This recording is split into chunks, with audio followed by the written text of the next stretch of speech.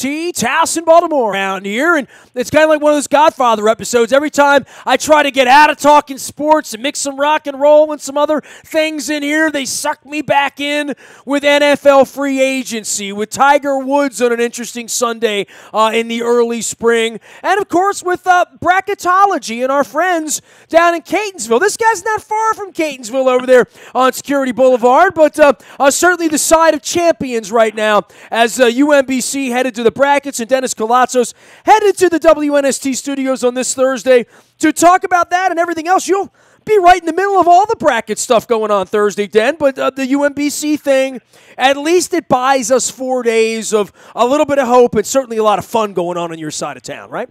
Well, I had a ton of fun just watching you tweet about it the other day when they got in the tournament, and of course they draw number one Virginia. But hey, you know what? Might as well get in there and slay the giant and go from there. Well, right. I mean, you knew you were going to see a number one seed. I mean, I don't see Virginia as being, they're probably not going to win, but I don't see Virginia being up 50-19 at halftime on Jaroslaws. And certainly if you saw them play over the weekend and doing things that program's never done, like going up to Vermont and winning like that. And, what a shot. I mean, right? I mean, you talk about that if you're going to film a shot for a movie, for the ice in your veins. I mean, my wife was on the couch yelling, shoot, shoot. He backed up and just drained that thing. It was incredible. No, it was, look, for local excitement, there's nothing better than that, and you have to feel good for the program. A lot of great people at UMBC. Steve Levy, a good friend up there. Really feel good for those guys. Well, yeah, we have Coach Ryan Adams visiting, or Ryan Adams. He plays rock and roll along with Brian Adams. Ryan Odom visiting us. Dennis, for you with the brackets, a lot less excitement when your team probably can't win the tournament, though, right?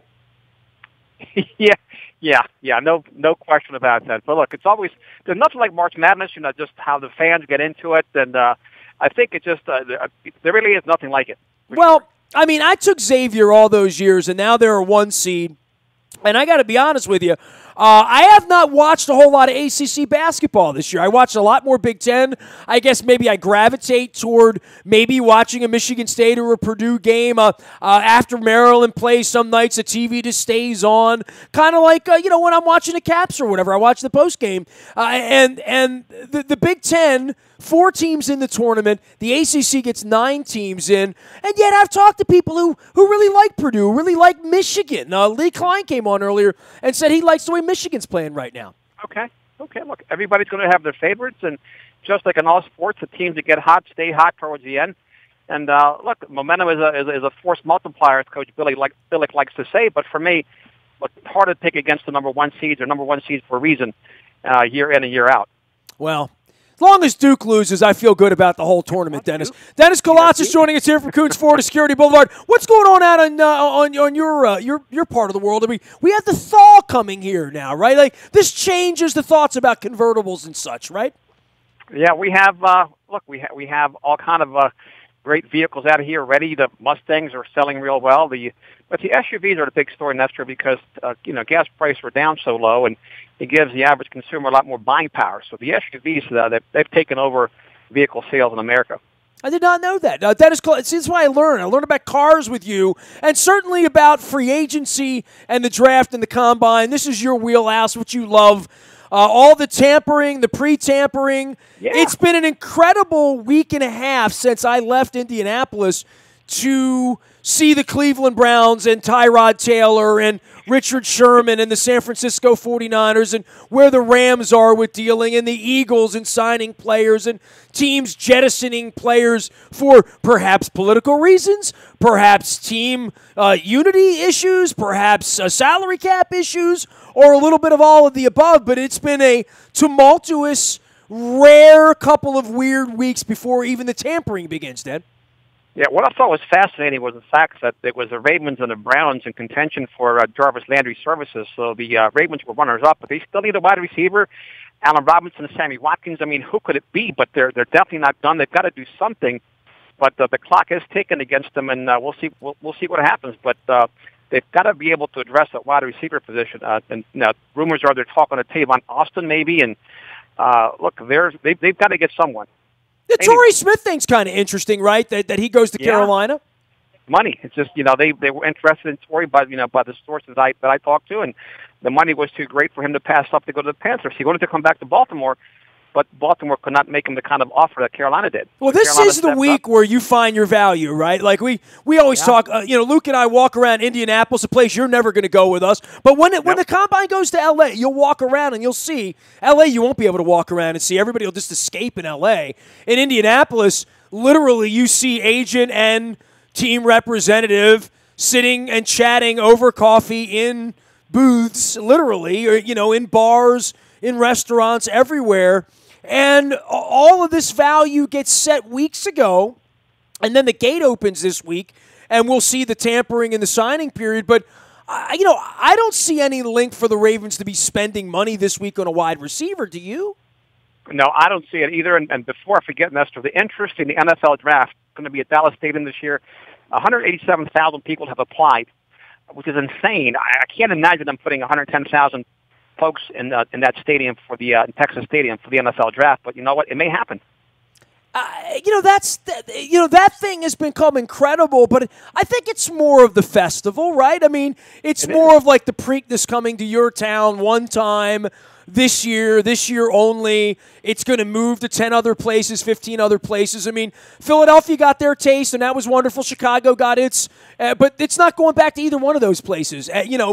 Maybe ever, if not anytime soon, because Miami will want it. Tampa will need it. Atlanta will crave it. Baltimore will bid for it.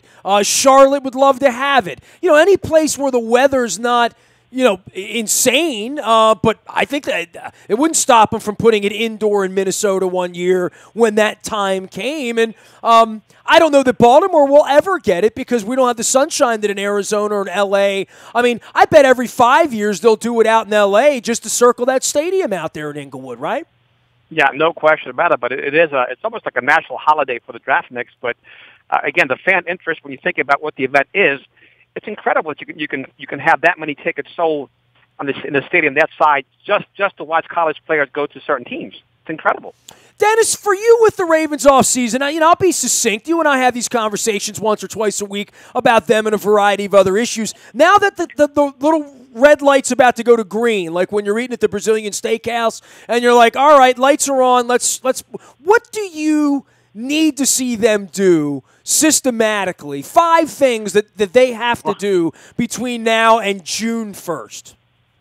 I don't think they need a whole lot, Nestor, simply because they have so many players coming back. Guys that are falling off of our radar, so they have a lot of, if they can stay healthy, that's a key word, they have a lot of players like that they can use. I don't think they're that far away. However, they definitely have to address the wide receiver position. They have to address tight end.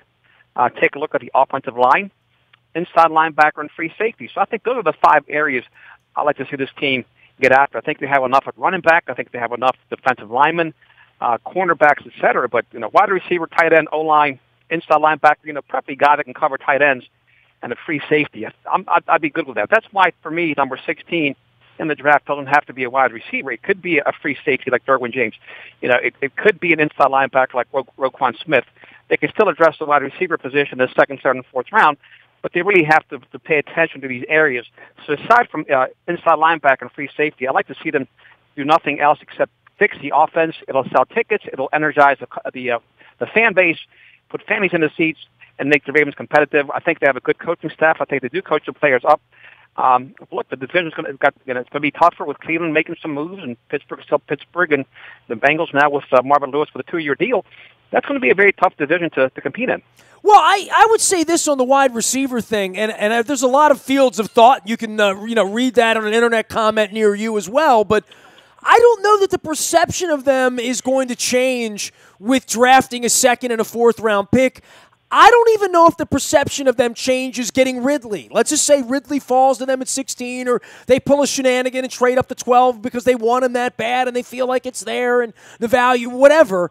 I don't know that the perception of them could change without something like a Landry or a Robin, something that, not even Torrey Smith, right? Like, who I wouldn't buy into, all right, you're bringing in Torrey Smith, you're going to pay him whatever, 4, 5, 6, 8, I don't care what you're paying him, but what kind of player is he going to be from an impact standpoint?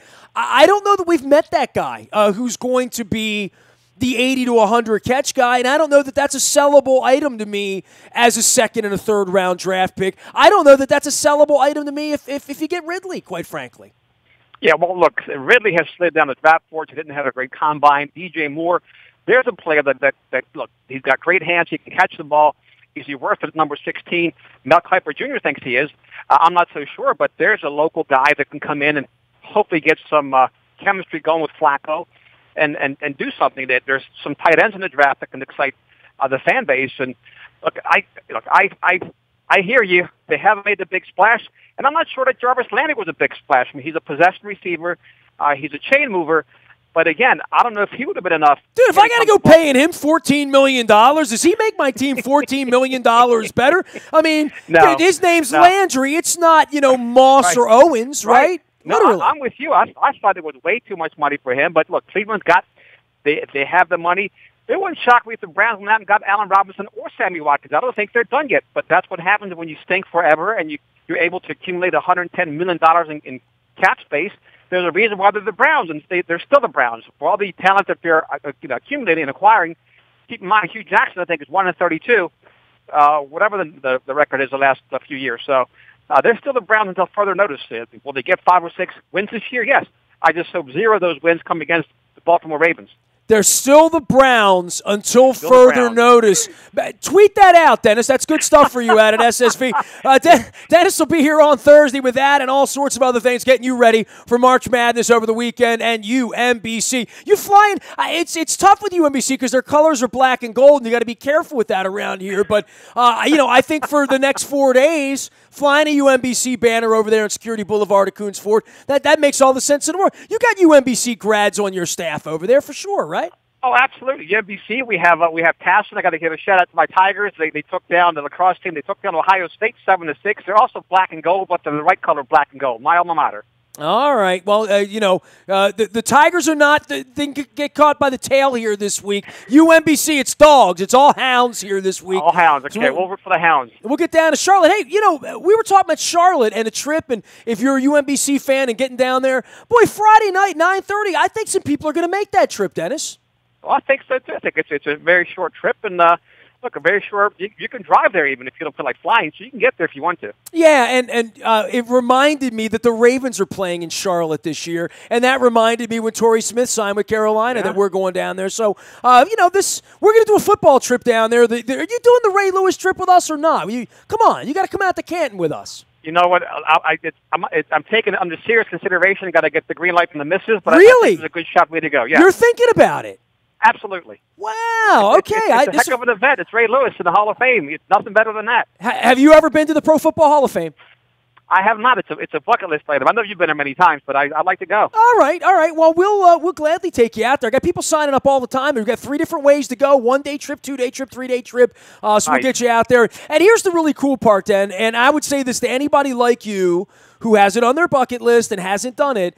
It's a lot better than it used to be. You know what I mean? Like, it's a little bit of a shame you didn't go 20 years ago to see how humble, humble being a nice word. I thought it was a little dilapidated at one point. I thought it was a little run down. I thought it was, I don't want to say shoddy, but not what it should have, could have been. And now when I go back, boy, it is just been shown a lot of love, green love, with presidents. Nice. But it's a beautiful place now. So so for anybody that was out there a million years ago I've been to the Hall of Fame. If you haven't been the last couple years, I mean, even since Ogden got in, they've done a couple of things to make it even better. I've been reading up on it. It's exciting. So we're excited about it.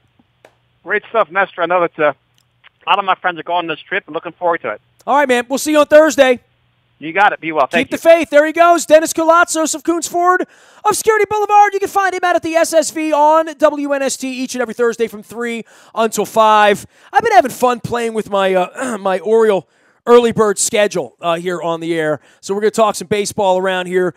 Keeping it going with the UMBC Heat as well as the tampering, post-tampering, signing, and, of course, the draft coming up in about 7 weeks now, and the schedule coming out probably in 5 or 6 weeks. Got a trip to L.A. this year. We got the Ray Lewis bus on sale. Going to have a trip down to Charlotte.